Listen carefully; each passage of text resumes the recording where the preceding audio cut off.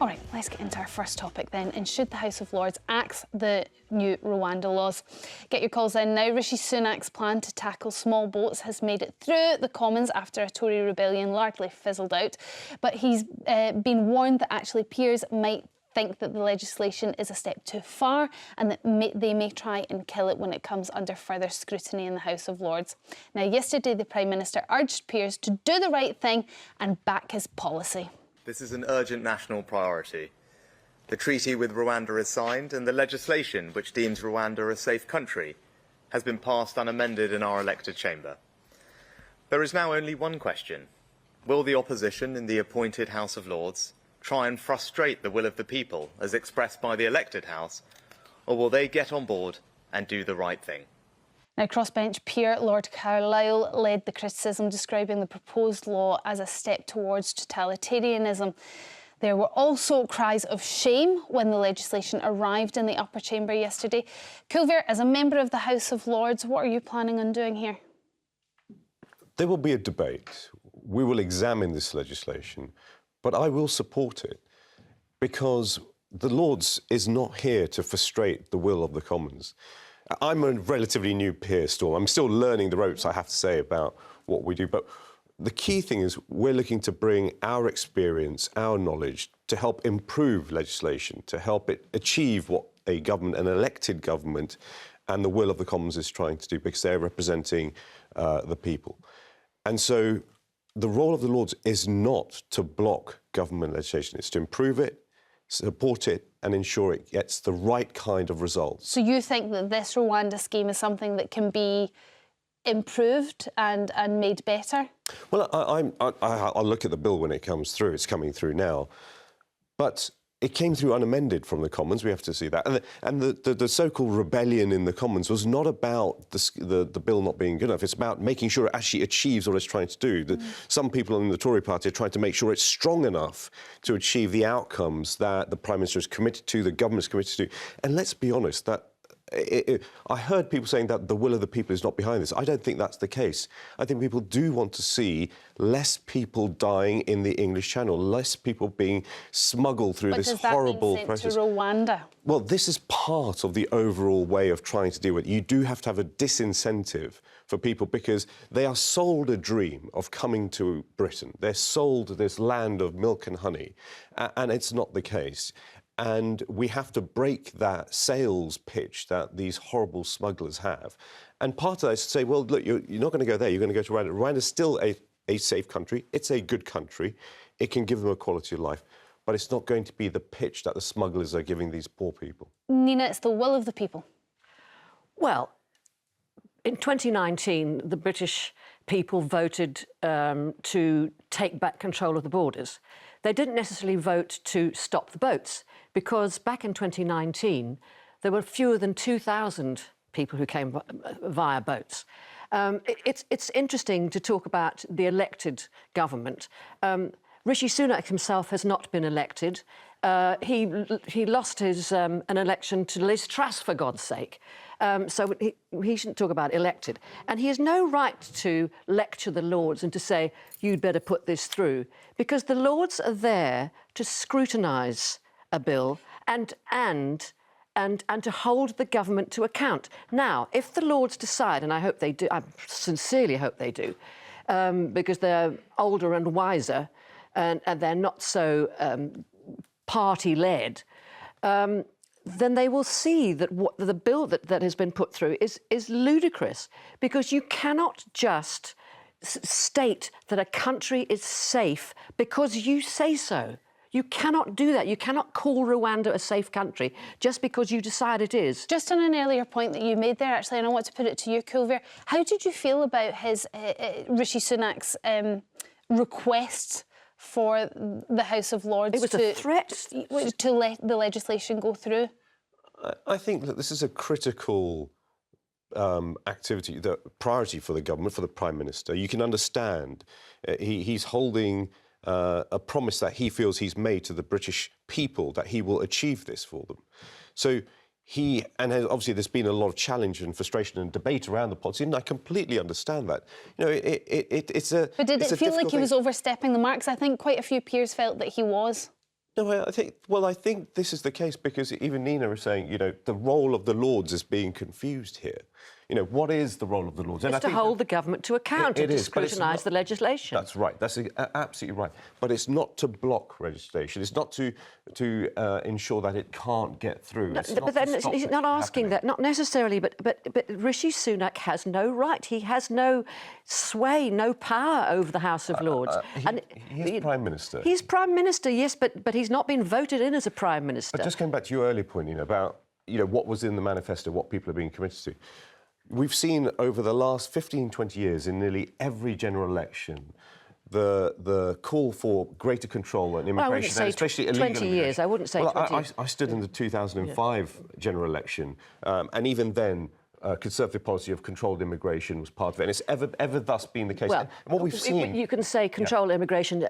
A lot of it is frankly racist. Well, you have to take all of that into account, and it's the right wing of the party that's pushing for stricter and stricter measures and wanting to make fools of us on the international stage, to flout international law. And let's not forget that it wasn't the European courts who were against this. It was our own Supreme Court. So we're going against our own Supreme Court. Well, I suppose Rishi Sunak's argument is that he has made new agreements with Rwanda in order to mitigate for the Supreme Court's concerns, which was sending people unjustly back to their birthplace or place of origin. OK, earlier in the Jeremy Vine show, Baroness Varsay, a former co-chair of the Conservative Party, said that she would actually vote against the Rwanda laws in the House of Lords. Take a look.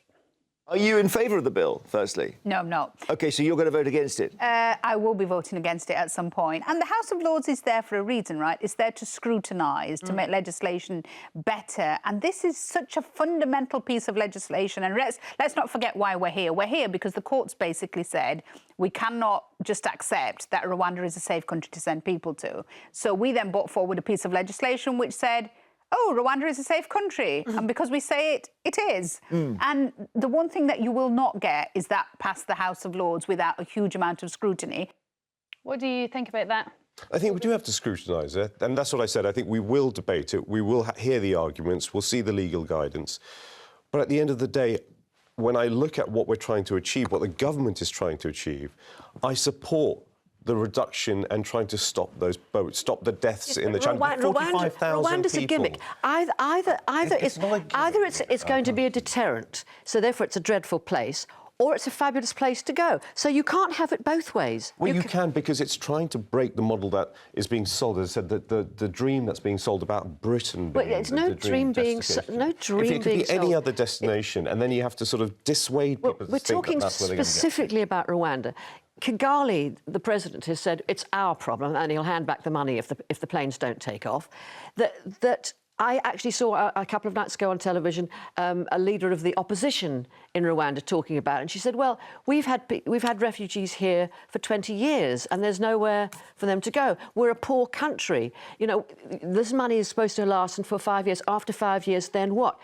Our own people don't have jobs. And also, if Rwanda's such a safe place, why are we taking refugees from Rwanda? There's a football team in the Premier League that actually on their shirts has Visit Rwanda. They have Visit Rwanda because it's seen as a safe place to go, it's seen as a nice place to go. That's what Rwanda is. By the Rwandan Tourist Board. But they wouldn't. That's advertised across the world because our Premier League is watched globally by people. And on their shirts, I'm not naming them because I don't want to start knowing about football clubs. But they have Visit Rwanda. So when people say Rwanda is not a safe country, not if you're gay. But the Supreme Court decided that Rwanda wasn't a safe country in the form that the law and the agreement had been set. So the Supreme Court is saying it. It's not the general public or Nina. Well, I think coming back to the point, that's why the treaty has been agreed between the UK and Rwanda about what is the status of Rwanda. And that treaty will demonstrate, hopefully, as we go through the debate, I still look to see the bill, but that's what's meant to then say, yes, this is it is legal, it is lawful, and it is something that we should support. OK, we'd love your calls on this. 0207 862 2222 is the number. Get those calls in. Now we're going to speak to Anna from Hertfordshire. Anna, what do you think? Should the House of Lords axe this law? Oh, Anna has gone missing. OK, I'll go back to you, Kulveer, just while we try and get Anna back on the line. and ask you about Lord Carlisle. So he referred to it as totalitarianism. What would your response to that be? Well, I look forward to hearing Lord Carlisle in the debates. I want to understand why he's saying that. It's all well and good, and I think the Lords should, you know, I say this again humbly as a new peer, we have to be cautious about putting things out into the media, straplines like that, because, as Nina said, our job is to look at it with a more dispassionate view and understand what the policy is trying to achieve and do the best that we can to help the bill achieve what it's trying to do. Yes, not to start putting political totems on the table like totalitarianism. He's perfectly entitled to say that if he thinks that... Well, that's why I say, listen, I look forward to hearing his argument. The thing is, if Rishi Sunak is trying to steamroller it through, which is what he is, that is in a way totalitarianism. He's trying to dictate to the House of Lords, you can't do anything about this, please let it go through unchecked. That's basic, because he's looking for a scapegoat, because the point being, it will not work, and when it doesn't work, he will be able to say, look, it was the House of Lords that thought it. He's trying to say it's the Labour government that thought it us. Let's look at the plan itself, though, Nina, and actually, it is the only thing being put forward in order to try and stop small boats. Nobody seems to have come up with a better plan. There are better plans. For example? For example, having processing in a different country, having processing in countries where people are accessible. So you process them and they don't come. You mean a processing centre somewhere in Cali? Or France, or Italy, or wherever they're coming from. And they have their own problems with the volumes of people coming. The French have said they're not going to do that. We are doing everything possible. Tens of millions are being given to the French in terms of increasing the way that we help manage those borders. There's work being done about breaking those gangs up the chain where they're coming from. But we don't have the relationship with France and Europe that we had before Brexit. I think France and Europe have their own problems with they have their own problems. Illegal immigration that they're coming. They have their own problems, and let's not worry about those. What we're worrying about are our own. So when we give the money to France, there isn't the incentive for the French to do what they would have done years ago, because we you know, Boris Johnson's relationship with Macron was famously really rocky. I mean, he banging on about Toulouse sausages or whatever he used to do. But you need to have cooperation. You can only... Or perhaps need a more safe and legal route so people can apply online, or they can apply in their country of origin. Mark from Manchester, what do you think about the Rwanda plan? Do you think that it's been sorted out now? It's safe, the Lord should just... It's a waste of taxpayer money. Right. The gentleman, the Lord, said at the start of the debate that it needs to be a deterrent. How is sending 100 people a year a deterrent at the cost of how many million, hundreds of millions is it so far? And I just heard him, I just caught the back end, and sorry, I've muted my telly. I just caught the back end of the conversation. Were you having a go at France? Oh, no, so we were talking about alternatives to the Rwanda plan. But just on your point of the deterrent factor, Mark, it's a fair point. It is very expensive, and as far as nobody has gone there yet, a plane hasn't even taken off. But going forward, there isn't going to be that many people sent to Rwanda. How on earth is that going to be a deterrent? I think when we're looking at numbers, we can see over 45,000 illegal immigrants across the Channel in 2022. Almost 30,000 last year. Those numbers are the things that we're trying to bring down. But when I think about numbers, and I have said this in the House of Lords already, the numbers I want to see down are the numbers of people drowning in the English Channel. One death, when you hear about innocent women, children, men drowning in the English Channel because they're coming through on this basis of, through these drugs, through these human smugglers. Well, if we wanted to stop that, we could just send cruise ships over there and collect them and bring them round. No, what we want to do is stop that trade. If it's the deaths that we want to stop. Absolutely, but we have to do, we do more patrols. We're working with the French, we're working upstream with the other countries where they're coming from, but we still have to do this to deter this I would also like to talk about what we're talking about. Talk about illegal migrants. When did we stop talking about refugees? Because there are genuine refugees. And asylum seekers. And asylum seekers. So, John from Warwickshire, I want to take as many calls as I can because I know we're running out of time. What's your views on the Rwanda law? Do you think that the House of Lords should try and kill it, I suppose, or just let it through? John. Hello. Yes, I'm from West Yorkshire. Oh, sorry, West Yorkshire. Someone must be needing to clean their ears out on the phones. What's your thoughts on the Rwanda plan? Well, Nina Myskow, who I admire very much, she's just said Rwanda is supposed to be a safe country unless you're gay. Well, a lot of African countries have terrible anti-LGBTQ plus laws and persecution in place. Uganda, Burundi, Ghana, Kenya, Zambia, Ethiopia. In some cases, they have the death penalty and giving rise to homophobic vigilantes.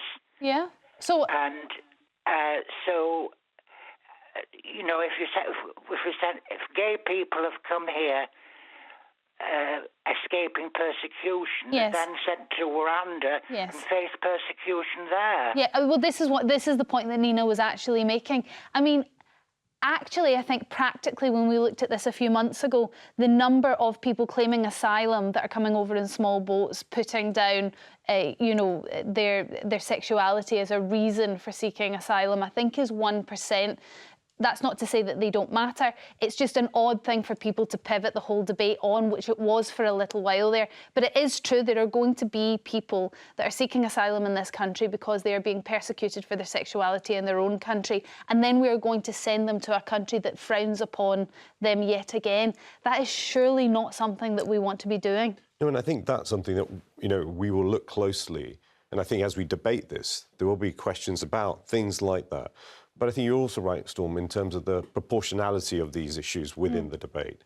I mean, we shouldn't let them take over the overall. The reason I said that is because Rwanda in general doesn't have a very good reputation in how it handles migrants in general. So focusing on such a tiny proportion, you could look at the bigger population in And that's general. why the investment and the treaty and the deals and the work that's been done over years now with Rwanda to ensure that they will have that capability. It will be done in the right and proper way, and that's what we... But you can't enforce that. It's a long way away, and that's partially why it's been chosen. So we can't oversee what happens. We are not actually in charge of it. OK, John, thank you.